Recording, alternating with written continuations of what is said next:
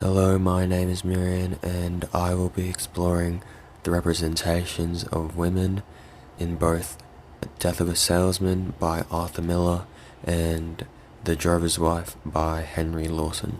Although both productions are relatively spaced apart in both release and setting, a common theme can be found when analyzing the female characters of both publications. The dominant ideology prominent during the period in which both texts were released leaned heavily towards a patriarchal or misogynistic way of thinking. With The Drover's Wife being released in 1892 and The Death of a Salesman being released in 1949, this creates a 57-year gap where we can see an alternate perception of women in one text, and in the other we can find a form of protest or a means of showing the exploitation of women in a subtle way. Both texts are able to deny their context of production and provide the reader with an ulterior viewpoint opposing society's patriarchal ideas. Let's begin by exploring Death of a Salesman and its portrayal of women in post-World War II America. In Death of a Salesman, we meet Linda Lohman, a dedicated and self-sacrificing wife. She embodies the ideal of a 1940s American woman by standing by her husband, Willie, through thick and thin. Although the play's focal point was never her, we can recognize her significance when analyzing Linda's character. She, in simple terms, is an every woman character. Linda is a representation of every American woman as she demonstrates the traits of a domestic housewife.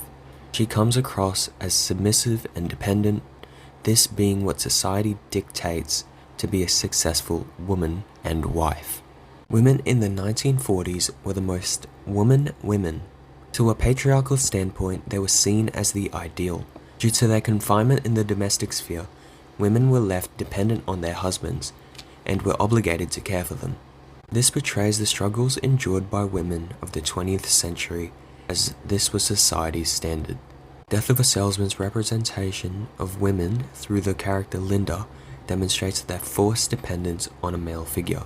On the flip side, we have Lawson's The Drover's Wife, a woman left to fend for herself, but instead of cracking down under the environmental pressures, she demonstrates a sense of independence and uses the resources provided to her to care for her children. In the short stories setting of rural Australia, we are presented with different issues. The titular character, the drover's wife, is at a constant fight for hers and her children's survival, with the entire premise of the story being the drover's wife protecting her children from a snake. Lawson portrays a female character with masculine traits. With the absence of the drover, the wife is left to fend for herself and act as the primary protector. This was a rarity, as publications during the late 19th century almost never focused on a woman as an independent character. This can be seen in Barbara Brayton's Chosen Vessel. The drover's wife was able to break the boundaries of what women were thought to be capable of. She was able to act as the masculine figure of the story and independently protect both herself and her children. Despite the differences in setting and time, both texts share common themes regarding the representation and ideas associated with women. Both The Drover's Wife and Linda Lohman face challenges, those being both external and internal. We can see the comparison of how society changes a woman's representation within a given text. We can see the pressures placed upon Linda as she conforms to her femininity, and we can see how without those pressures, a woman like the drover's wife is able to embrace her masculinity and use it as a tool. All in all, so we can see how Linda and the drover's wife are kind of posing one another, as Linda is like a conformant to the female standards due to like society's expectations of her. And then we can see how the drover's wife is able to oppose that because she doesn't really have society to pressure her to do that.